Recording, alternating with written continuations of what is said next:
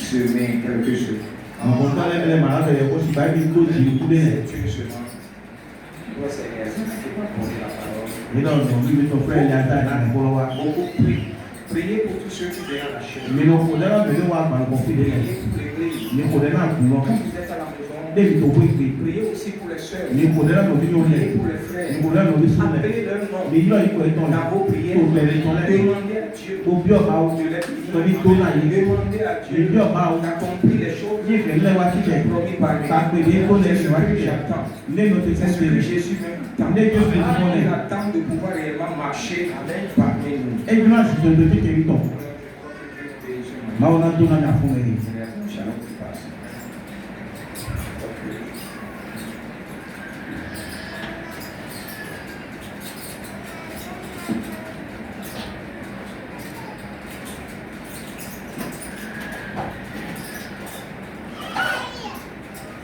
Que le Seigneur bénisse. Amen.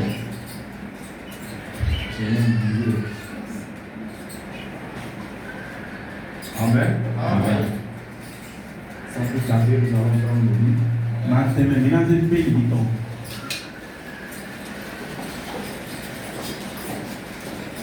allons prendre dans notre grâce.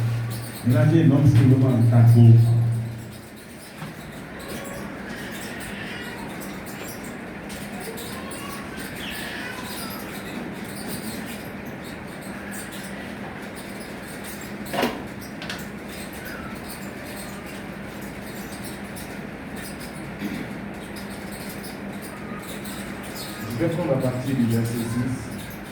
Je lirai à partir du verset 7.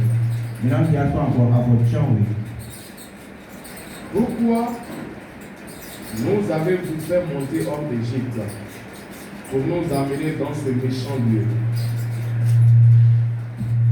Ce n'est pas un lieu où l'on puisse semer, et il n'y a ni figuier, ni vigne, ni grenadier, ni d'eau à boire. Moïse et Aaron s'éloignèrent de l'assemblée pour aller à l'entrée de la tente d'assignation. Ils tombèrent sur leur visage, et la gloire de l'Éternel leur apparut.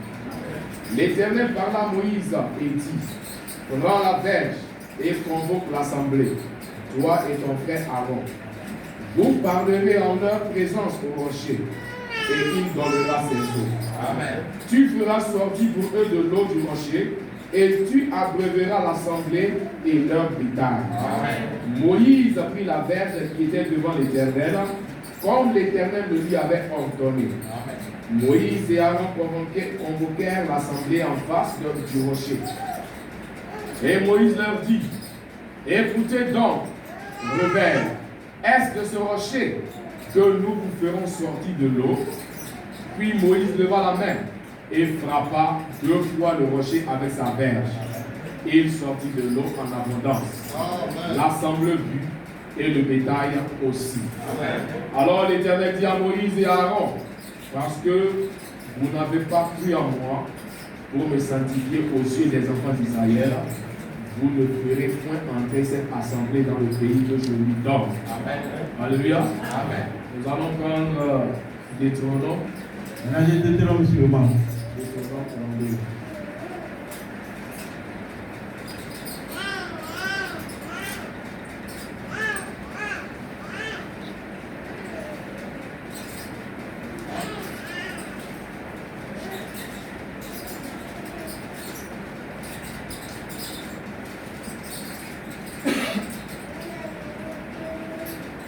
Je dirai à partir du verset 9.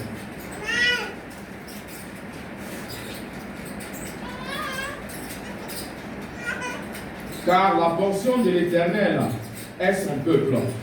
Jacob est la part de son héritage.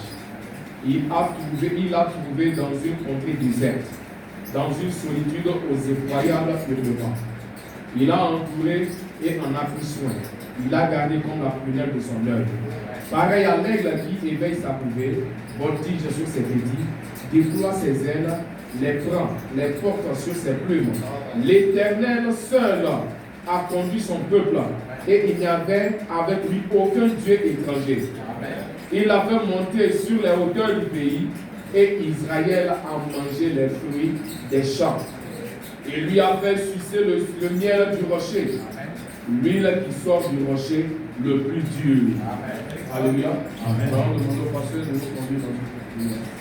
Bien-aimé Père Céleste, ce soir, Seigneur, ce matin, nous prions dans ce temps du soir, que le rocher, Seigneur, puisse nous nourrir de cette huile et de son eau. Alors que nous sommes dans la vie, dans le nom de Jésus-Christ, nous remettons la séance en terre. Amen. Alléluia. Amen. Il faut vous asseoir. Amen. J'espère que nous sommes heureux d'être dans la maison du Seigneur ce matin. J'étais J'étais vraiment dans la stimulation.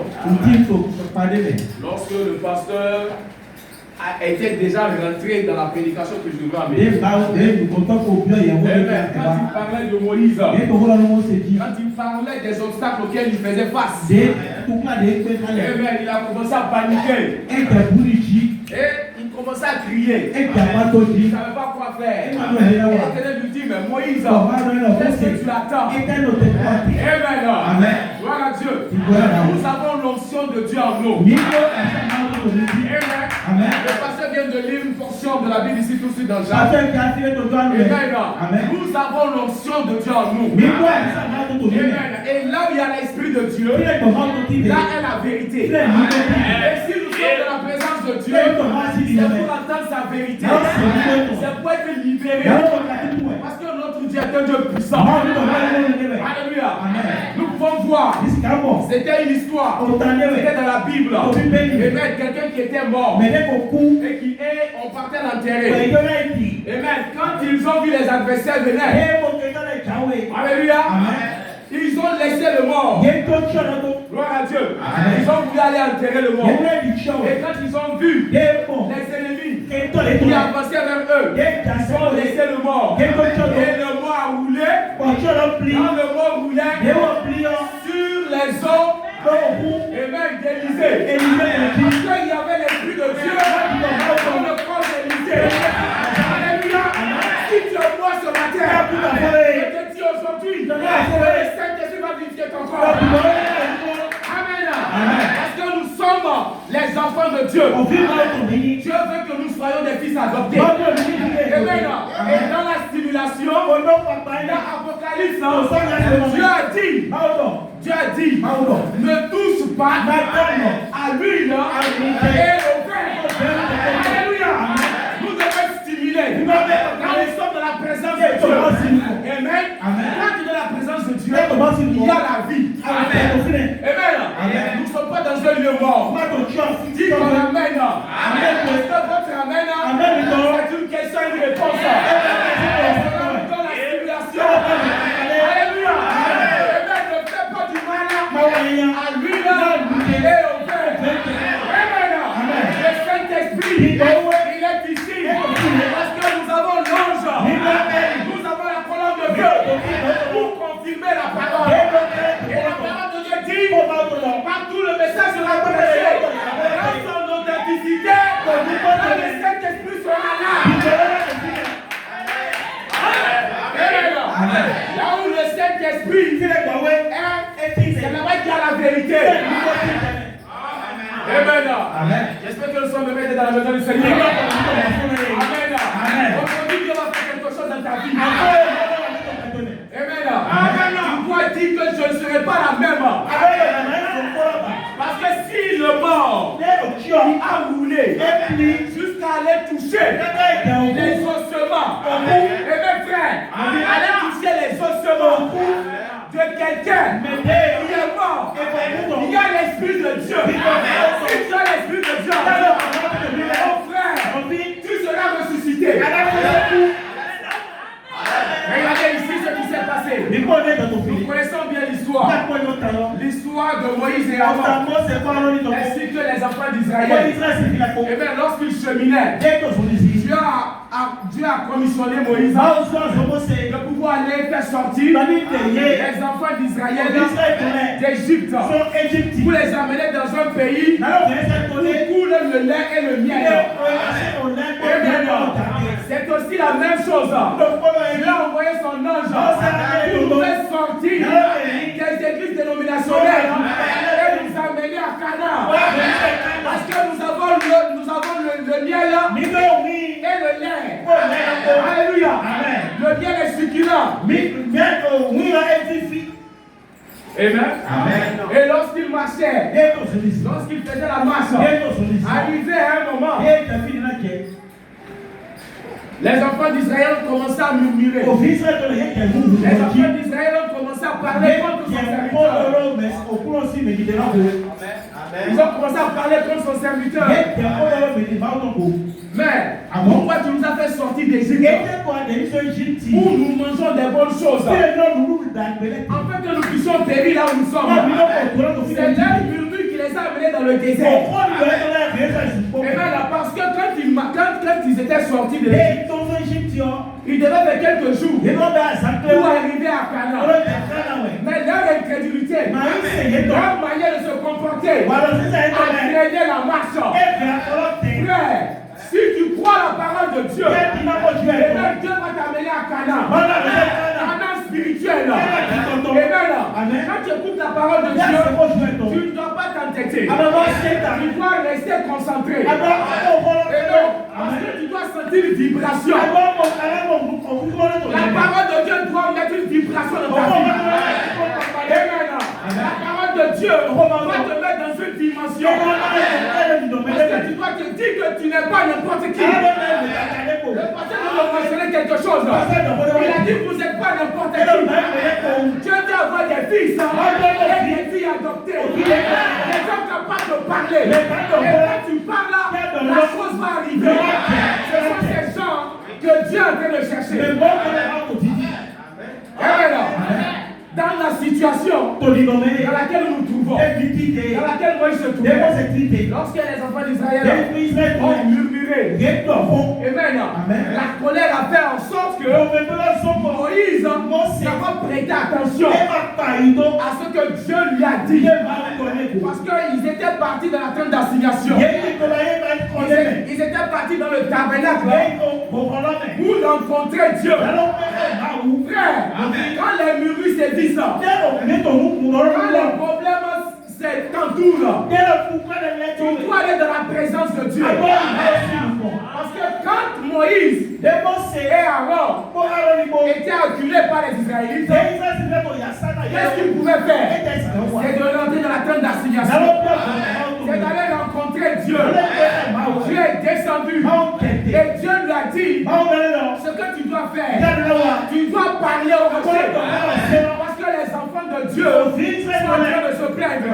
Tu parles au rocher. Et le rocher va donner de ses eaux. Je vais parler sur parler au rocher. Et il donnera de ses eaux. Amen. Nous sommes les fils et les filles de Dieu. Quand les situations nous accablent, nous devons parler la parole. Parce qu'au commencement était la parole. Et la parole était Dieu. Et la parole s'est fait chair.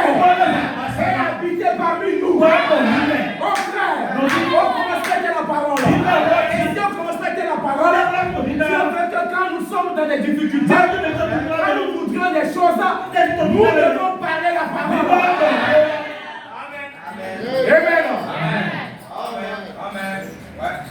Et Dieu a dit à Moïse et Aaron, pour donner de l'eau aux enfants d'Israël, vous devez parler au rocher.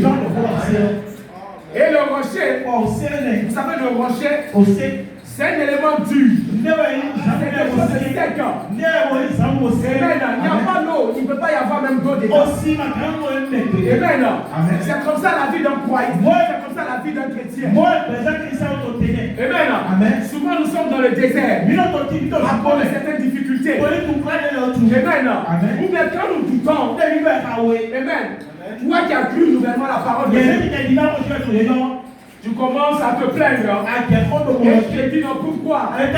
On dit ceci, on dit ça. Là où j'étais, c'était mieux que quand j'ai cru la parole. Mais comment est-ce que tu peux arriver à la maturité si Dieu ne te modèle pas? Comment est-ce que tu peux arriver à la maturité si Dieu ne te teste pas? Pour que tu puisses te connaître, pour que tu puisses travailler avec toi, il doit te tester. Amen. Dieu amené dans certaines conditions. Moi, réellement, si tu peux supporter. C'est pour cela, frère. Dieu ne peut pas adopter n'importe qui. Amen. Dieu ne peut pas adopter n'importe qui. Dieu adopte les gens qui sont prédestinés. Amen. Avant la fondation du monde. Amen. Si tu es prédestiné avant la fondation du monde, Amen. Dieu va t'utiliser. Dieu va te donner cette parole parlée. Aujourd'hui, nous sommes là ici ce matin. C'est pour parler la parole. Il y a des situations que nous avons traversées. Il y a des situations que nous devons dire ce n'est pas normal. Amen. Et nous devons dire j'en ai assez. Nous devons dire non, c'est pas normal. Parce que nous avons un Dieu puissant. Nous avons le général, nous avons le capitaine dans le bateau. Cette personne qui est capable de nous sauver. Amen.